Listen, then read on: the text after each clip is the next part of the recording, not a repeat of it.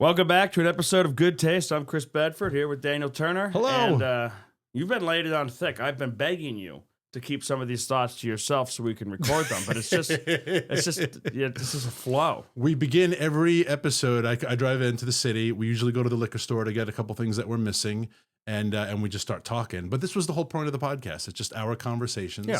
And yeah, today, I don't know why I came in hot today. A lot on my mind. But you're smiling. That's good. All good stuff. Yeah. Because sometimes you come in and you have as many thoughts to share, but you're frowning. Yeah. Those are dark thoughts. No, those are dark thoughts, and you got to be careful. I was telling you, we have to talk about our cocktail first, because then we'll have this conversation about dark thoughts and the theater, but with a drink in our hand. So, Campari. Yes. Campari soda. Now, it's a classic. Yep. It's something that it's not very common here, and there's good reason for that, I think. It's not our style of drinking in this country. But every tourist who ever comes back from going to Italy or Greece or some other warmer place ends up drinking these all day. Like, you have to go to the bathroom, you have to stop, you need a break from the museums, you've seen 10 gorgeous fountains that are Renaissance age or older. And you know what? It's time for a quick refreshment that's not going to get you buzzed. It's not like a lot of our drinks here. We've done the Boilermaker. It's just slamming a shot, slamming a beer. Truly, deeply American. Yeah. This is a much more lighter, gentle. I have some friends who quit alcohol because they were alcoholics. Totally true, by the way. And they would go to a bar. It's like, I'm not drinking. I'll have a Campari soda. It's like having I've seen it. Yeah, it's like having a Miller Lite. It doesn't count. It's time to sober up. I'll switch how many to of beer. those are you going to have? 5 or 6. Yeah.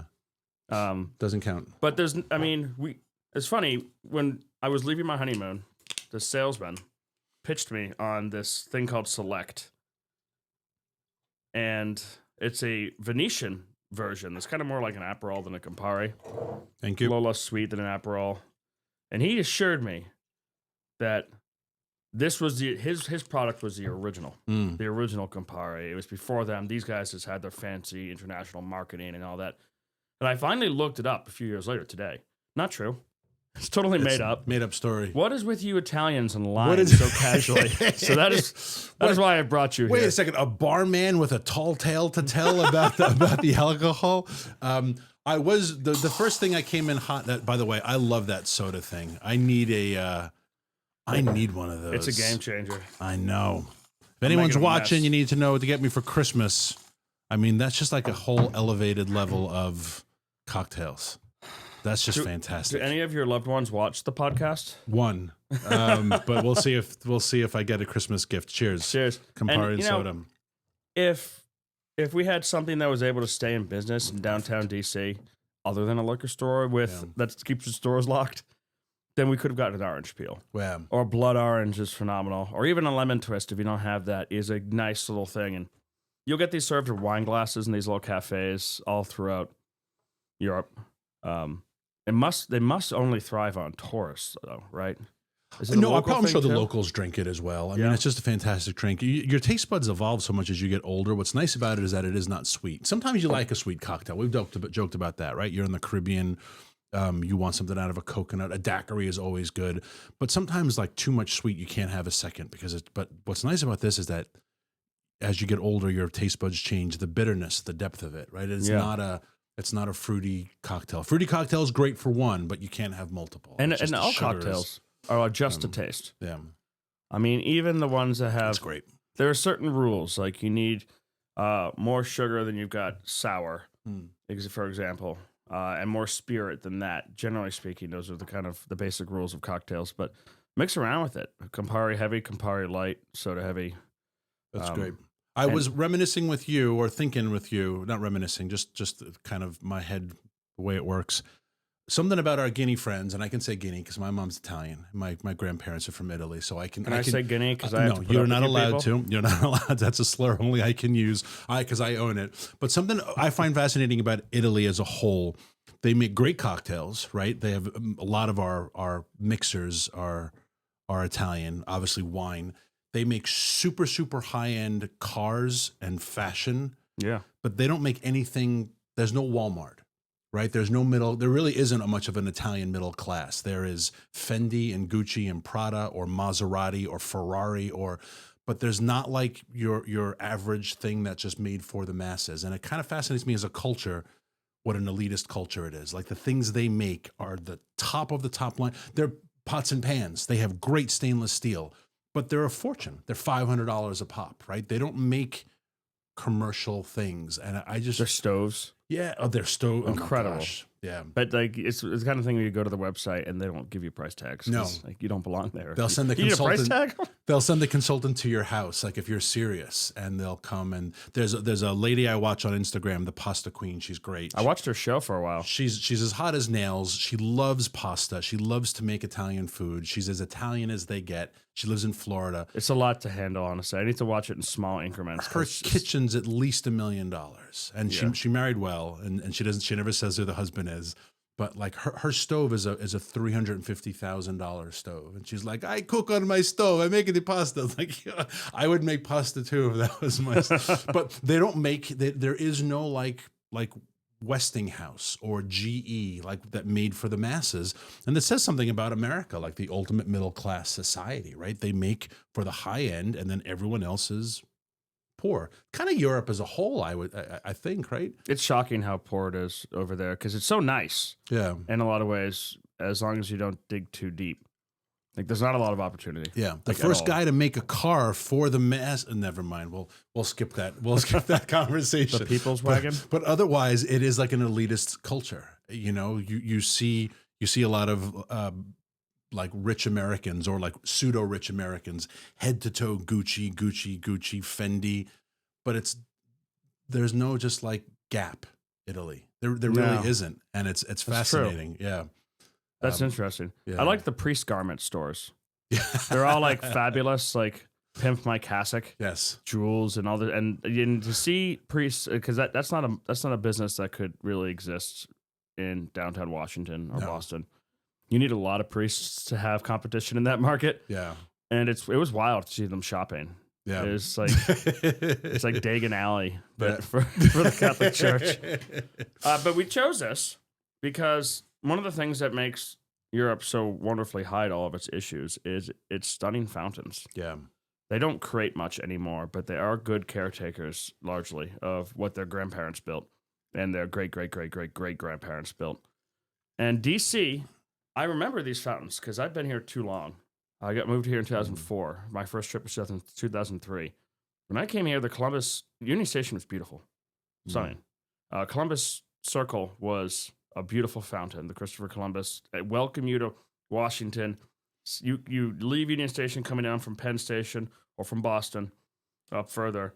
And the fountain, Christopher Columbus, is at the prow of his ship, and there's water going up, and the Capitol is right there, and it's this big, beautiful square. It's an amazing view. It's incredible. Yeah. And it's been dead. It's been, under Biden, it was covered in graffiti. It was stained. The fountain was gross. It was surrounded by the kind of people who just, when they have to go number two, they just do it. Yeah. They don't care what's around them or who's around them. The police memorial fountain, which...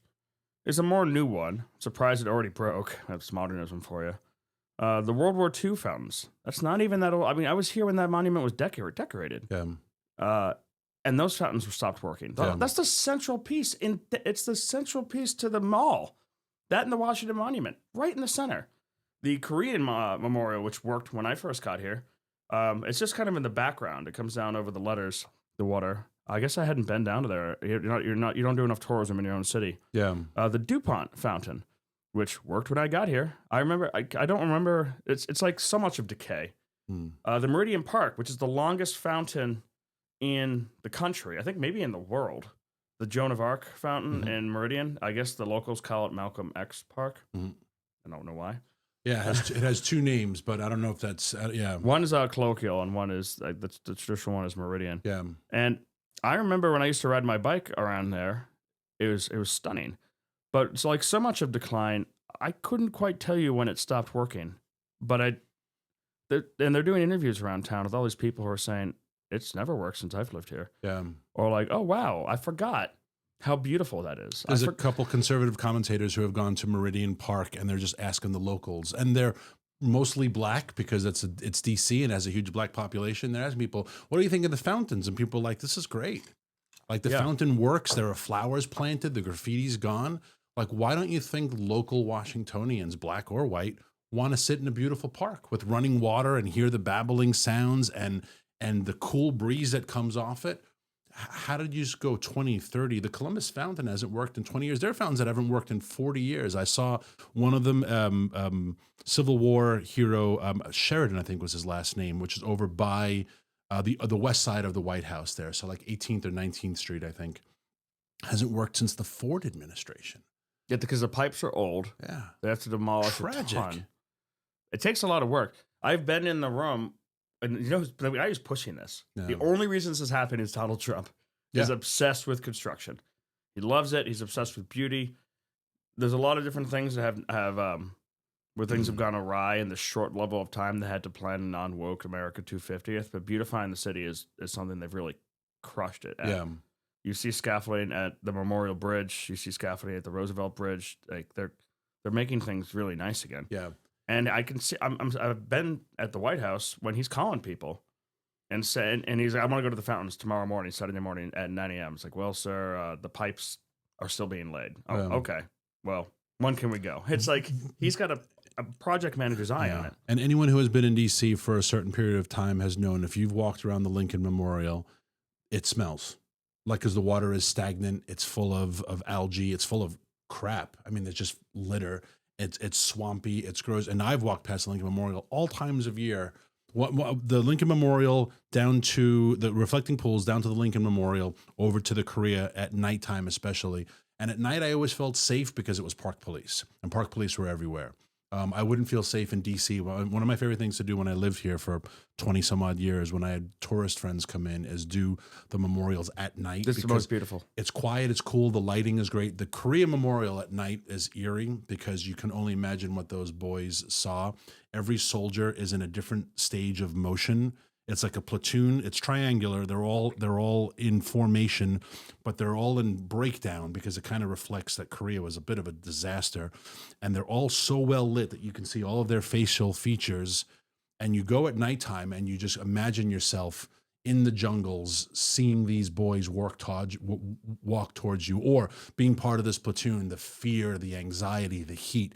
It's a great memorial at night to experience.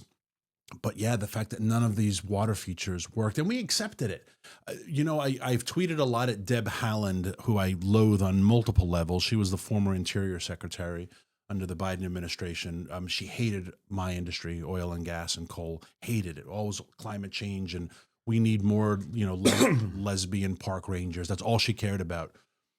What did you do for 4 years? No one, when you were Interior Department, came to you and was like, hey, Secretary Haaland, here's a list of all the crap that's broken that's under your purview. Is there a plan to nothing? 4 years, like literally nothing happened.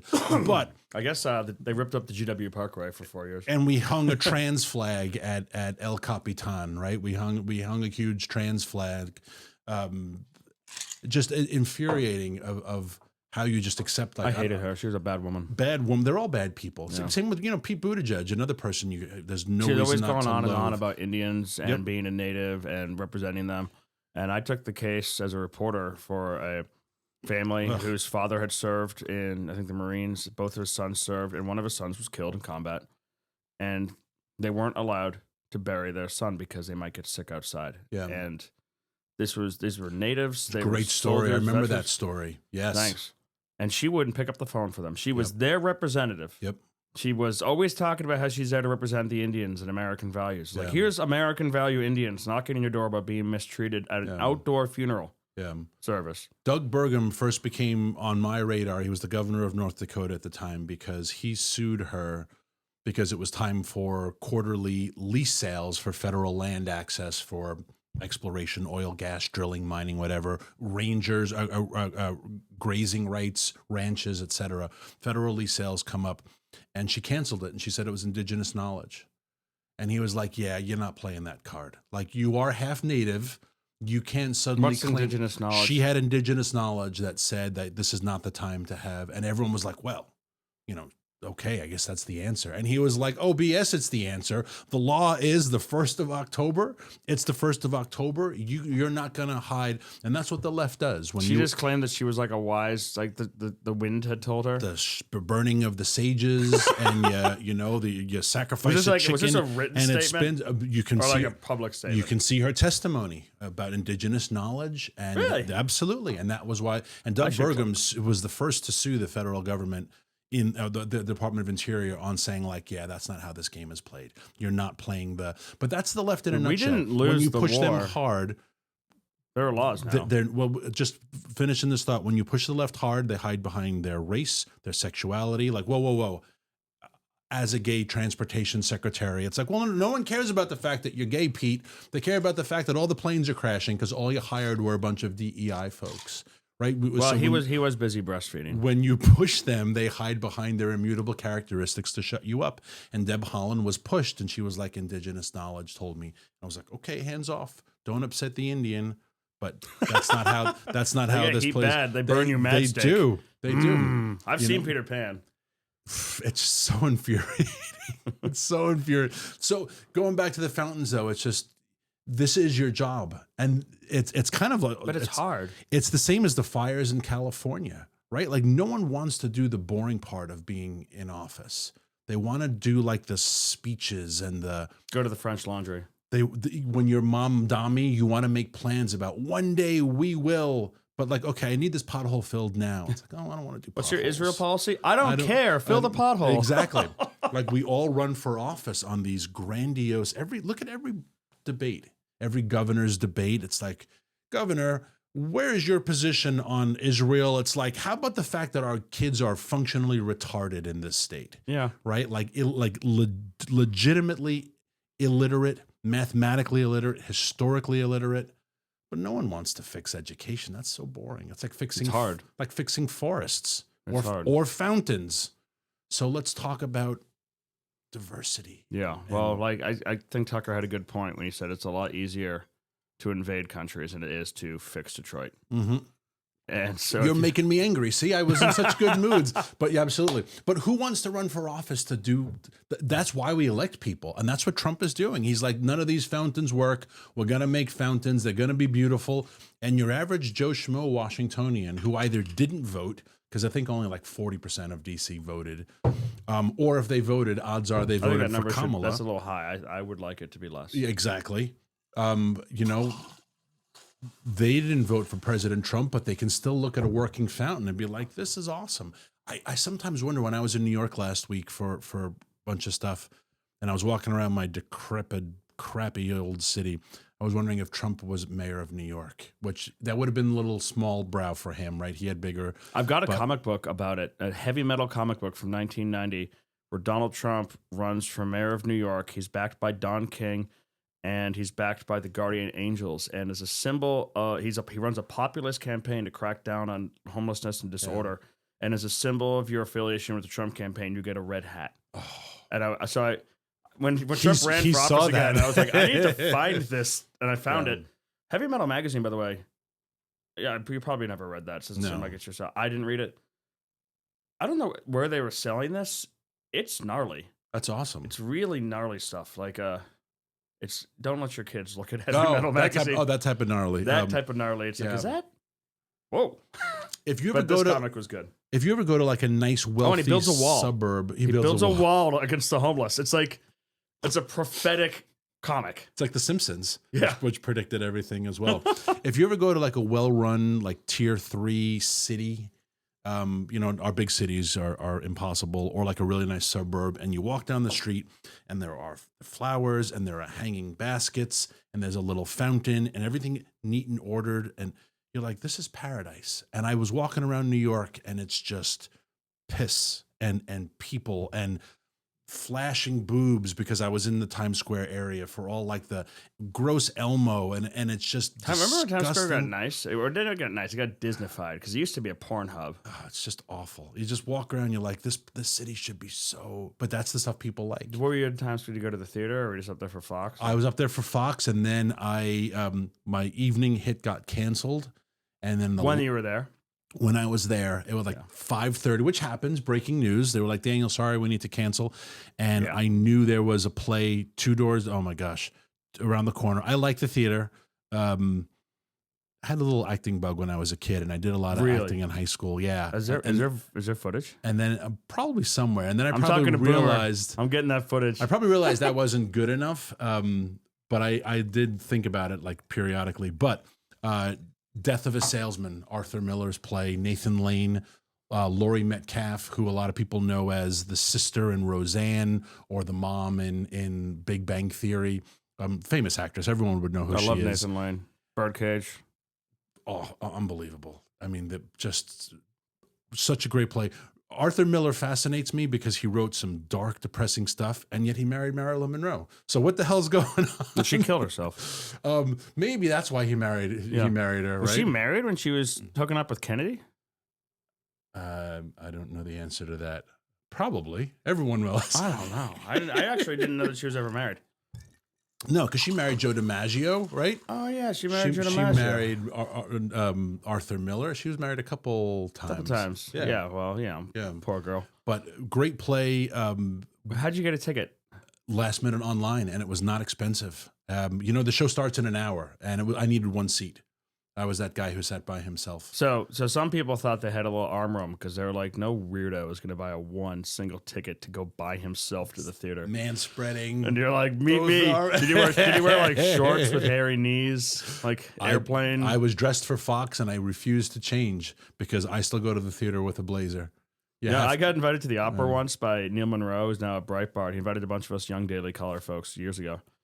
And we'd never been to an opera, so the girls got gowns and the men got tuxedos. Nice. Wore tuxedos. That's the way you're supposed to. Turned out it was at George Washington University. Oh. There was like kids in like hoodies. I thought when you went to see Don Giovanni. You did that once. Yeah, we did that. That was phenomenal. And I also learned that like you usually don't even wear a tuxedo to the opera except for opening night. Opening night, yeah. And we showed up at George Washington University for like. But they had the snack ladies complimented us. Good for they you. Like, thank you for dressing up. We're like, you're welcome. It's nice to dress up. The pilot episode of this podcast, which was somehow lost, was actually, and I got a lot of good feedback on the clip of us talking about wearing a collar and dressing properly.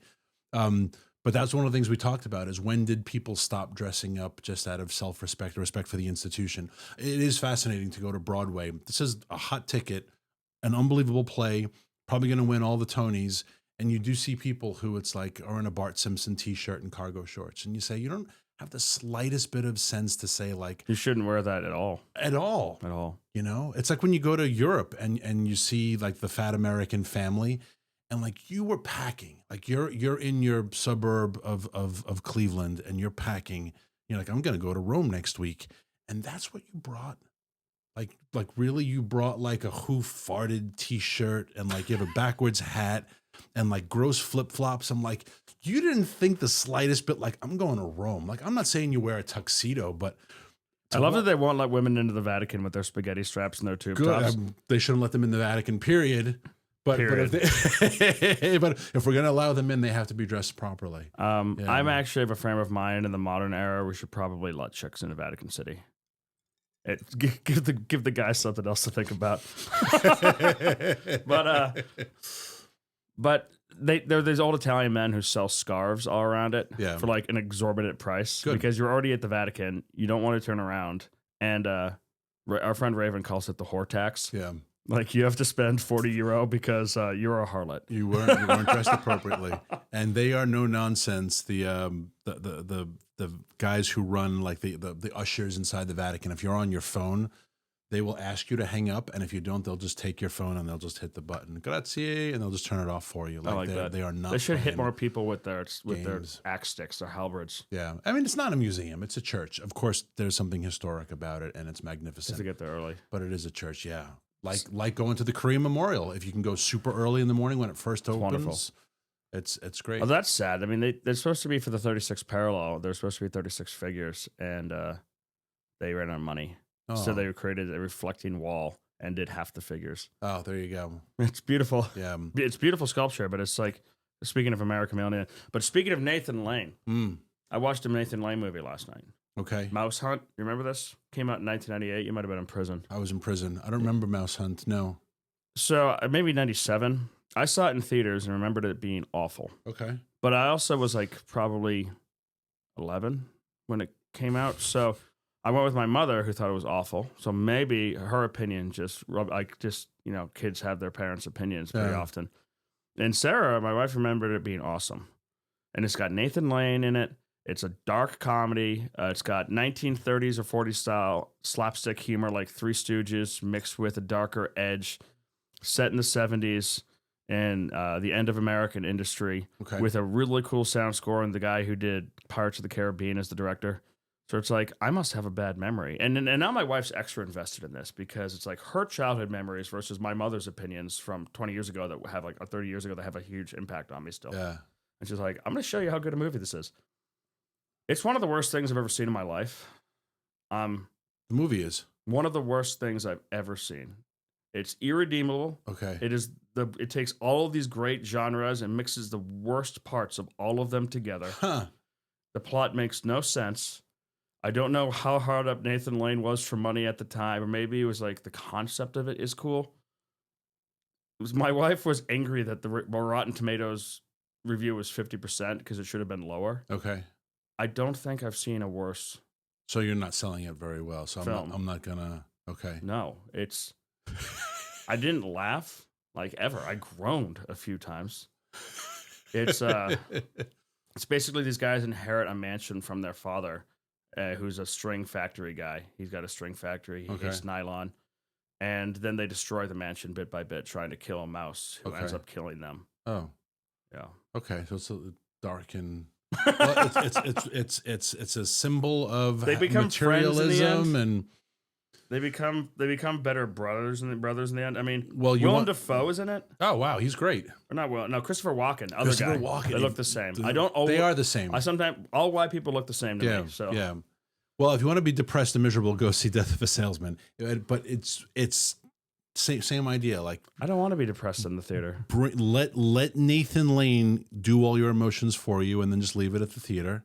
You know, like if you have an emotion, what you do is you open up a box and you put it deep inside, and you close the box and you bury it, and that solves it. So the theater does that. You bring all of and you feel all the things, and it's dark. I do that every day in my life. And then when the lights go on and the applauds are done, you leave, and it's like, and all the emotion stays at the theater. That's why the theaters don't spoil Death of a Salesman. Does he die? That's why the theaters are so dark. And he's a salesman. It's brutal. It's Willie, right? It's Willie Loman, and his son Biff. Right. When I opened up Cinemax 1995, it would start with the line of "You don't understand. Willie was a salesman." Yeah. It's good to go to the theater and experience some darkness because that's where you can get it all out of. No, I can. Because otherwise, you bring it to the family, you bring it to your friends, you bring it to the podcast. If it's a big enough, bring it to the theater and leave it there. And then when the curtain closes, your darkness stays behind the curtain. And you leave it there. And I don't think it works like that. It does. And you leave and you go have a drink. Big feelings, I do the Chernobyl treatment. Like helicopters of cement. Pilots are pilots by the time they get back to the landing strip have cancer from going near my feelings. There you go. But then it's gone. And don't go near there. Don't hunt there. Occasionally, like a radioactive boar will escape like some dark part of my past and I can infect some farm animals. But generally speaking, it doesn't come out. It simmers though. Beneath it's as most people, they start off pretty cool and level-headed. My day starts off like the gas is on. Oh boy! Sometimes people will be like, "How'd you explode?" It's like, well, it's always simmering. Always simmering. Yeah, you're like maybe I should go to the theater. Are you saying this is a cure? Yes, I thought it was just alcohol was a cure. Well, that helps considerably. I mean, it's what's the line? It's the cure of and the cause of and solution to all life's problems. All life's problems, which is why it's in our podcast. Solves a lot of things, but good time at the theater. Was it rid of that darkness? And no, was it a woke play? Because I always oh god no it was all the plays now. It's like let's do West Side Story or let's do this or that, but let's change it to be a lesbian gang. I wrote a story on that not long ago. I'm always advertising my Substack and my hundreds of thousands of the outlet has 850,000 subscribers, so I just assume they all read my piece. The Capitalist, which is I write under them, so I assume I have 850,000 readers. No, it's going to be a place you can get this podcast soon. I was talking to them last night. I did. Oh, good. I did write about going woke, and I mentioned when they cast Lupita Nyong'o for Helen of Troy, right? Of course they had to, because he needs to win the Oscar, because the Oscars need to require, or the Oscars now require a black person in a leading role. I don't really have a problem with like a black chick playing a Greek. You're all black to me. But could care less. But she just is not very pretty, which is harder for me to see invading a city. Like if my brother invaded the city for that chick, I'd be like, for Helena, yeah. Why? Hair is important, not on guys, but on girls it is. But I then gave some other examples of one thing I did see and one thing I didn't. Again, if I go to New York and I have time, I'll buy myself my little treat as I'll go to the theater. And I saw The Outsiders, which I had read in high school, and then grew up. Well, it was before I was paying attention, but there's that great movie of the early 80s, Francis Ford Coppola. Every famous actor we know now started in The Outsiders. Tom Cruise, Keanu, I don't think he was in it. Hawking River Phoenix, Patrick Swayze, the list goes. Rob Lowe. They were all like 17.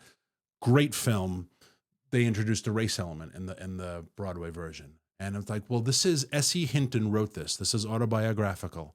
Dallas wasn't black. They didn't fight with Dallas because he was black. They fought with Dallas because he was a rival gang. Why do you have to? How can you take someone and that? So that pissed me off. Wrote about that, and then I was gonna go see Our Town. Because that way it introduces a racial element to the fighting, right? Our Town, Thornton Wilder, another great play. Read it in high school. Is that the one about the ghosts who like go back and they watch the town? Yeah. She's able. I don't want to give it away. I think I read it. It's like one of those things I read in like 7th grade. I'm like, what powerful. The hell is this? Because she's able to go back from the dead and live one day of her childhood, and she can't believe that no one is excited. Like mom was just like, "Come on, we got to make dinner," and dad is doing stuff, and she's like, "Don't you see? Like I am here." And it's all about how like time is fleeting, right? Like every day is normal until death happens, and then you can't go back. Beautiful play, very powerful. Again, leave all your darkness there. They introduced a race element. And so I found that out before I bought the ticket, and I was like, oh, hell no. Thornton Wilder is the most performed play in America. Still, more than any other play, the most performed play in America. A classic American. It should be playing right now for America 250. America 250 has missed some opportunities. We should be doing a whole series of great American plays. This should be the premiere one, free to the public. And I was like, I'm not watching this. You can't take Thornton Wilder. It's like putting a mustache on the Mona Lisa, quite literally. Like, this is not your work. To have the balls to look at someone else's masterpiece and say, you know what? Reinterpret it. I find it lacking. I don't think it meets today's standards. F you. This is not your work. There is a sense of humility that has to come into whether it's making a great cocktail, whether it's like these are not yours. You're allowed to appreciate them and use them and become a part, but they are not yours to tinker with. And it just bothers me that people take others' work and I'm like, I'm going to turn it into this. Awful attitude. That's such a good point, and I feel so incredibly pedestrian following up with a complaint about Black Snapes and Harry Potter. Like J.K. Rowling's masterpiece. It's the same idea though. It's not yours. I don't care about her only stipulation for the actors who played the film, which I love, is that all the actors who play in this film must be English. Yes. Like don't go finding Americans. Yeah, she wanted Brits. And I like that. As she should. And I don't really care if you swap out different characters, races in a book about warlocks and witches and stuff. It's not historical.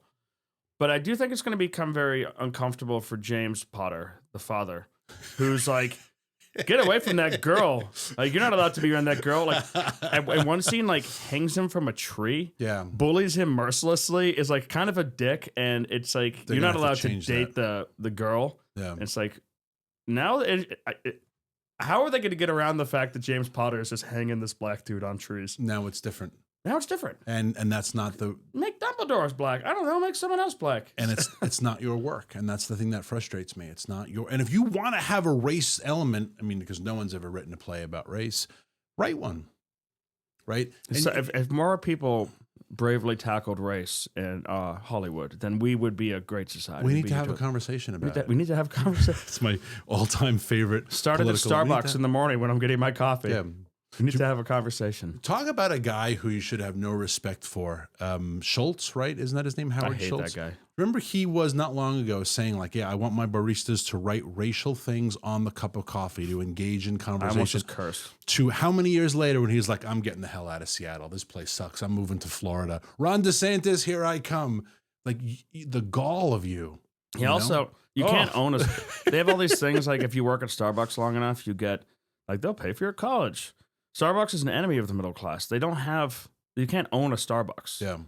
The highest you can rise working in a Starbucks and not at the corporate company, which I know some folks who've risen fairly high there, is manager, maybe like district manager. Whereas a Dunkin' Donuts, the people's coffee, the guys who have 3 or 4 Dunkin' Donuts, they're the ones who are wearing those high-end Italian products and driving Ferraris because they lack class and sophistication. So they wear Gucci and they drive Ferrari. They fit into that rich Italian stuff because they have 3 or 4 Dunkin' Donuts, and now they're in the upper class and they sponsor local sports teams. Yeah, you'll see uniforms like the Dunkin' Donuts Bombers, and it's great. That's the good model. So to have these liberals who are like, you can own nothing, rent everything, but I will give you money to become a feminist studies major. That's not lifting anyone up. No. I hate it. I hate that company. It's a great example of how we just keep people perpetually ignorant and poor, right? Yeah. You now in debt. You have a $250,000 debt for a degree that does absolutely nothing. Brought to you by Starbucks. I plan to spend money on the kids' high school education and not in college. College is stupid. Like, you should be well formed by the time you're 18. Yeah. Yeah. And they don't care if you go to a state school because you've got good ideas. You understand the true and the beautiful. You understand the apologetics. You understand your religion. You have a foundation. It's not me saying, God is good, America is good, salute the flag. It's me explaining this stuff. And you can come to your own conclusions. Like, I disagree with conservatives and Republicans on a million things. I don't care about that. But the basic and the true, that's important. You learn that earlier than college. Absolutely. So don't go. High school I had a phenomenal high school education. I mean, just mention some of the plays that we had to read. One of my most sad moments in life was growing up in New York City. We have like generations have gone through the same school. My nephews went to the same high school I did. Some of the teachers were still the same. And I looked at their curriculum and I was like, oh, wow. Like, you're not reading this. And I went through like freshman year, you read this, sophomore year, junior year, all boys Catholic school. I'm like, no, we're not reading any of that. No homework. No homework? No, because homework is now considered like a little bit of oppressive. And so yeah, it is. You need to have your own time. But I want to oppress the youth like I was oppressed. I remember lugging books, book bags, like heavy books, chemistry books that were 300 pages and heavy and hardcover. That's weird. My 4th grader does homework. He started in 3rd grade. He doesn't get weekend homework yet, School which should I be like. Hard, yeah. Because I don't want to do homework with him on the weekends. No. Because work is hard. We could have a whole education podcast. I was listening to some stuff about education driving into the city just now, and I can go off on a lot of tangents on my dislike of teachers and teachers unions and the education program. Teachers actually don't get it. They don't take enough flack. The myth of the teacher has totally been destroyed in my mind. I mean, look at Chicago teachers that are like, we're calling in sick to protest May Day. It's like, no, you're a bunch of communists that don't want to teach the kids who are already retarded as it is, right? They're functionally illiterate. They don't know math. None of you read on grade. You don't get to lecture me because you show up at work. You get to lecture me if you're training the youth. No. If you go into a hard scrabble neighborhood where you're getting no support from the parents and haven't for generations, and you produce literate children who know a little bit of history, know a little math, and have a little pride in themselves as beings, not as part of some racial struggle or anything like that, but like as people. Yeah. Then you want to share your opinions about politics or what needs to be done. I actually will give you, okay. Yeah. Let me hear what you have to say because you've made a difference. But if you're producing 90% illiteracy, I don't give a damn what your thoughts are. Like you don't get to talk because you showed up at work some days. And it's an imminently quantifiable job, right? If you have a job, you do. They got rid of the testing. You have exactly. You have to produce X number of articles. You have to manage X number of people who produce articles. That you have to bring numbers to your bosses to show that you are producing. Teachers, it's like, all right, we're beginning 4th grade. No one has learned fractions by the end of this year. Who has learned fractions? That's when I did fractions, was 4th grade. I'm sure now it's like junior year of high school. If you can't measure that, then say, well, we have an unquantifiable value. We have a value that of being part of a larger community. It's like, no. How many can do a fraction? But by the way, you work 180 days a year. You have every federal holiday off. You have the entire summer off. Like, don't tell me you're underpaid. I'm sorry. We make $80,000 a year, working half what most people work. This myth that they're underpaid, this myth that they're underappreciated, this myth that they're going out of pocket to pay for chalk. Sorry, the results are abysmal. Overall in education, and I'm going to get the emails. My mother's a teacher. My mother is a teacher. My brother is a teacher. Don't give me your crap. You look at all of our numbers in terms of metrics of reading, writing, math. We are the dumbest effing country by far of the developed world. Shameful how dumb we are. So dumb, we make videos interviewing young people on the street. What country is that? And they're like, I don't know. What continent? I don't know. And we laugh at it. We that gets clicks and views. Like, oh my gosh, look at the retarded people on spring break. And then the myth of, education drives me up a wall. Very much of the belief that it's necessary, though, because dumb people vote Democrat. Yeah. They vote for things that give them free crap. The GOP has been making big gains. Big gains. Yeah. It's kind of flipping. Now all the college-educated, like overeducated retards are voting Democrat. Damn. And the guys who didn't go to school because they work with their hands. And they get stuff done. And they know how to do things. They're smarter. They're more intelligent. They're less educated for whatever that's worth. Damn. Or they're self-educated. But even beyond those guys, because I mean, a lot of the GOP base, some of the GOP base also isn't just like, they're not all out there working hard. No. Like, we're starting to win the garbage people vote too. Yeah, there's not garbage men, not the guys who do the truck. I'm talking like garbage people. Yeah, there's always going to be a certain class of, like, you know, the Catos, the intelligentsia of. Give me the garbage people over the Catos. Absolutely. Any day. Give me the farmers, the ranchers, the people who work with their hands, the people who just have to produce, the people who just have to work in a society where at the end of the week the boss is like, I'll honestly show take me the guys what who don't you work did. and just don't like their neighbors. Yeah, I'll take them too. The GOP's doing all right with those guys too. Yeah. Anyways, the fountain's working again. This is fantastic. It was a great cocktail. Fountains work, making DC beautiful again. We're headed towards 250, so we have a lot to talk about in terms of American patriotism, with a few more podcasts before the 250, but a lot to talk about. Perfect. Cheers. Cheers.